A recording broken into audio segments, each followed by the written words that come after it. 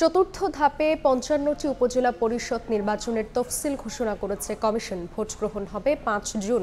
এদিকে উপজেলা পরিষদ নির্বাচন সুষ্ঠু করতে আন্তঃমন্ত্রণালয় সভা করেছে নির্বাচন কমিশন। সকালে আগারগাঁওয়ে নির্বাচন ভবনে এই সভা অনুষ্ঠিত হয়। প্রধান নির্বাচন কমিশনারের সভাপতিত্বে এতে উপস্থিত ছিলেন পুলিশ, বিজিবি ও র্যাব মহাপরিচালক সহ আইন শৃঙ্খলা বাহিনীর উচ্চপদস্থ কর্মকর্তারা। পরে ইসি সচিব জানান, দ্বাদশ জাতীয় সংসদ নির্বাচনের চেয়ে এবারের উপজেলা নির্বাচনের আইন শৃঙ্খলা পরিস্থিতি স্বাভাবিক রাখতে সব ব্যবস্থা নেওয়া হবে। তবে যৌথ বাহিনীর অভিযান চলায় পার্বত্য জেলা বান্দরবানের থানচি, রুমা ও রোয়াংছড়ির নির্বাচন স্থগিত করা হয়েছে।